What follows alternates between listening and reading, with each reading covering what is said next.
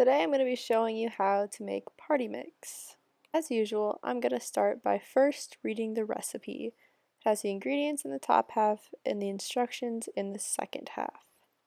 So first I have all of my measuring equipment and my ingredients out and ready to go.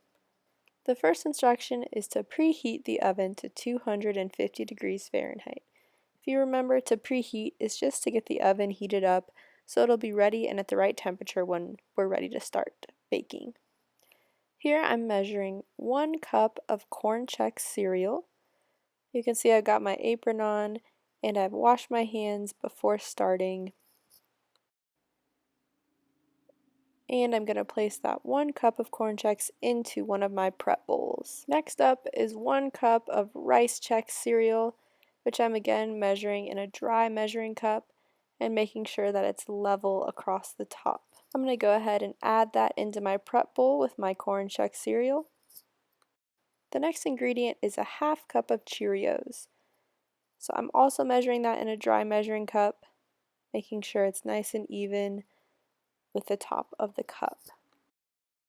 And once again, adding the Cheerios into the prep bowl with the rest of the ingredients. Now you're also going to need a half cup of the pretzels, measuring those in a dry measuring cup. And once those are measured out, you can add them into the prep bowl, and that's going to be all of our dry cereal ingredients. Once everything's added in, you can combine those up until everything's evenly distributed. Next, we need a tablespoon and a half of butter.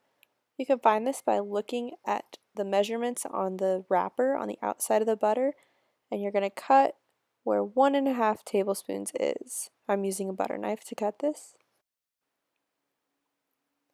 Now I'm unwrapping the butter and placing it in a microwave safe bowl, and I'm going to cover it with a paper towel before putting it in the microwave. The recipe tells us to put it in the microwave for 20 seconds or until it's completely melted. So I'm going to put 20 seconds on the timer and hit start.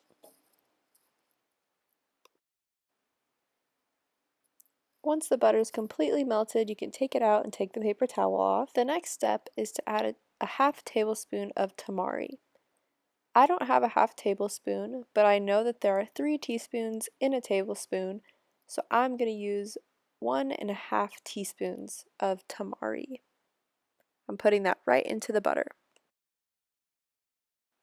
Now I'm going to add the other seasonings into the butter. A 1/4 teaspoon of seasoned salt, a 1/4 teaspoon of garlic powder, and a 1/4 teaspoon of onions powder. I'm using my 1/4 teaspoon to measure all of these seasonings, and I'm scooping and leveling them. All of those are added. We can go ahead and combine the butter and the seasonings. You can use a spoon to do this, just as long as everything is completely stirred in.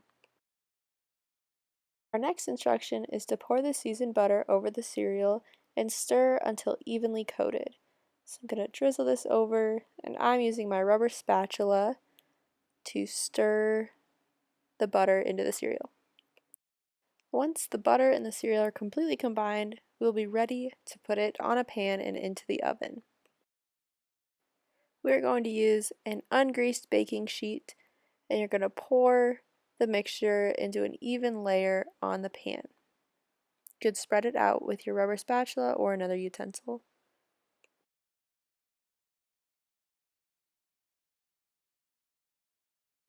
Now I'm going to put the pan into my preheated oven on the middle rack. The recipe says to bake it for 25 minutes, stirring every 7 minutes. So I'm setting my timer for 25, and I'm going to check it every 7 minutes.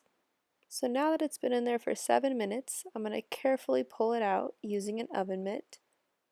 And I'm going to place it on top of the oven and stir the cereal around so that new cereal can be on the top. I will do this a few more times. Remember, we're stirring every 7 minutes until the timer goes off. Now I'll put it back in the oven with the oven mitt and close it back up. Once the timer goes off, you're going to pull the Chex Mix out of the oven and set it on top. Make sure you use an oven mitt. and we are going to let it cool before we package it into paper bags.